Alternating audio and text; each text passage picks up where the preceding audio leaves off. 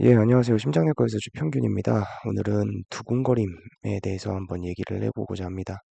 두근거리는 거는 굉장히 그 심장에 있어서 대표적인 증상이죠.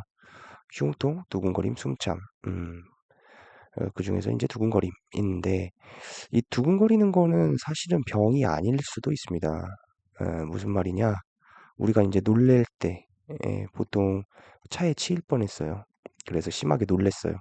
그러면 어떻게 되죠? 그러면 두근거립니다. 뭐 당연히 두근거린 거 아니야? 이렇게 생각을 하시겠지만 실제로 차에 치일 뻔해서 내가 두근거리기 시작했는데 그 두근거리는 게 가라앉지를 않는다. 증상이 가라앉지를 않는다. 그러면서 병원에 오시는 분도 많이 있습니다. 참, 어, 그만큼 어떤 심장에서 발생하는 증상을 다들 좀 무섭게 생각을 하시는 거겠죠. 그래서 오늘 얘기해 볼 것은 이 두근거림 증상 중에서 가장 흔한 조기박동, 기회박동, 조기수축, 기회수축 이렇게 다양한 이름으로 불리고 있는 여기서는 이제 조기박동이라고 하겠습니다.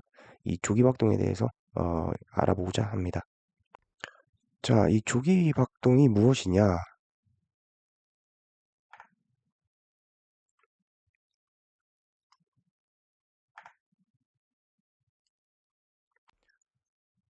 여기서 이제 보시면은 이 정상박동이 이렇게 생겼습니다. 정상박동, 그 다음에 정상박동이죠. 그 다음에 정상박동이 나와야 될 자리가 여긴데요.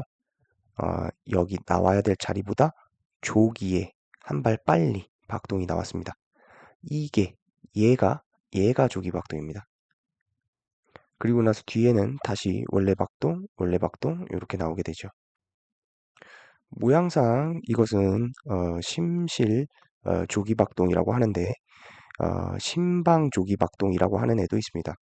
그래서 뭐 요거에 대해서 자세히 알고 싶은 분은 없겠지만 심장이 이렇게 있으면은 이 윗부분을 우리가 심방이라고 얘기를 하고 그 다음에 아랫부분을 심실이라고 얘기를 합니다. 그래서 이 조기박동의 기원이 이 위쪽에서 기원을 하면 심방 조기박동이 되고요. 이 아래쪽에서 기원을 하면 심실 조기박동이 되는 겁니다.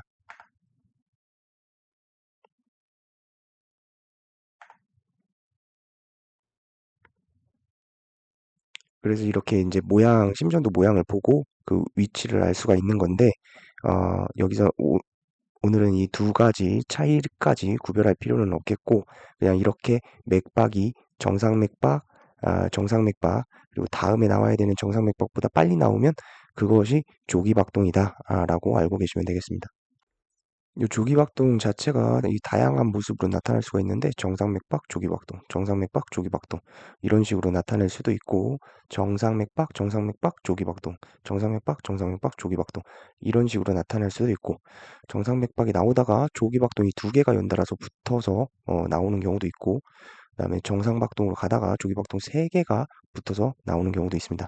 물론 이때는 이제 조기박동 단순한 그런 조기박동으로 생각하지는 않습니다만 뭐 아주 크게 역시나 뭐 아주 크게 문제가 되는 건 아닙니다.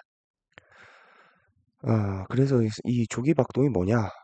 결국 이 얘기를 해야 되는데 이 조기박동 같은 경우는 증상이 사실은 대부분의 경우 무증상입니다.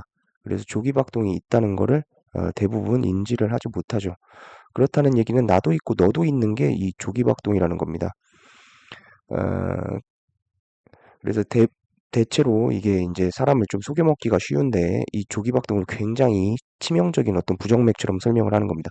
한의원 같은 데서 맥을 짚으면서 맥박이 약간 이상하게 뛰는 것을 굉장히 심각한 표정을 지으면서 맥박이 불규칙하다, 심장이 약하다 이딴 소리를 하는데 그건 전혀 믿을 필요가 없는 그런 개소리가 되겠습니다. 일종의 이 조기박동은 정상맥박 그리고 정상맥박 그리고 다음 정상맥박 보다 더 빨리 나오는 그냥 일종의 어떻게 보면은 딸꾹질과 가, 어, 과 같은 그런 비슷한 느낌. 그러니까 딸꾹질을 한다고 해서 우리가 그건 병이 아니죠. 그냥 숨 쉬는 게 어떤 박자가 좀 잘 안 맞았을 그럴 뿐이잖아요. 이 조기박동도 마찬가지로 그냥 박자가 조금 잘 안 맞았다.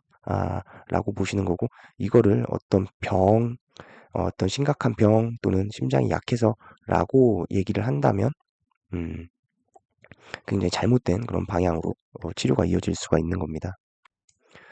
근데 이제 실제로 이제 증상이 있는 경우가 많고요. 예, 증상을 표현하시는 거는 굉장히 다양하지만 이제 교과서적으로는 갑자기 가슴이 쿵 떨어지는 느낌이 들면서 두둑두둑 거리는 느낌이 든다. 그리고 갑자기 가슴이 멈춘 것 같다. 이런 식으로 표현을 합니다. 그래서 마치 이제 가슴이 밑으로 쿵 떨어지거나 멈출 것 같은 거는 꼭 잘못 오해를 하게 된다면 이런 죽을 것 같은 느낌, 이런 느낌까지도 받을 수가 있기 때문에 사실은 이 증상을 느끼게 되면 굉장히 놀래서 오시게 되는 거거든요. 그래서 심장박동이 굉장히 세게 오기도 하고 멈추는 느낌이 들기도 하고 건너뛰거나 빠진 듯한 느낌이 들기도 하고, 뭔가 이러면서 이제 죽을 것 같은 느낌이 들면 이 느낌이 생기면 그러면 이제 힘이 없고 막 어지럽고 그런 추가적인 증상들이 막 생기는 겁니다. 물론 이 조기박동 자체가 어떤 병의 그런 신호, 어떤 병이 있는데 내가 문제가 될 수 있어요 하는 그런 신호를 보여주는, 신호를 보내는 것일 수도 있겠으나 대부분의 경우, 대부분의 경우는 사실은 조기박동 자체는 딸꾹질처럼 별 문제가 없습니다.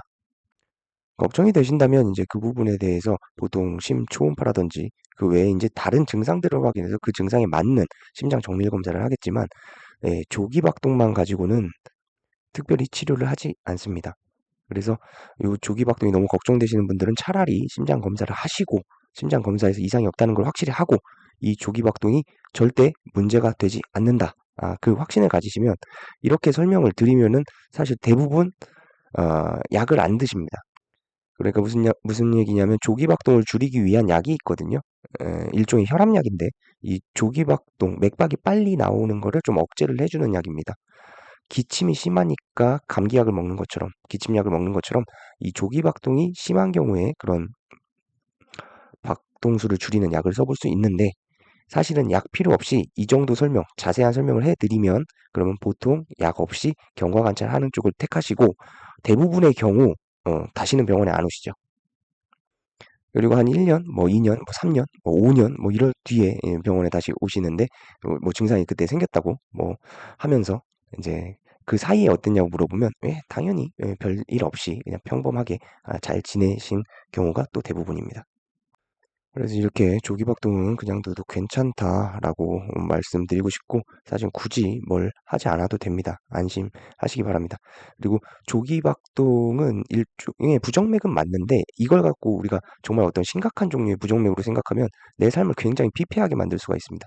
그냥 편하게 병원에 가서 검사를 해보고 의사가 조기박동인데 이거 신경 안 쓰셔도 된다라고 보통 얘기한 경우에는 그냥 편하게 신경 안 쓰고 사셔도 됩니다. 감사합니다.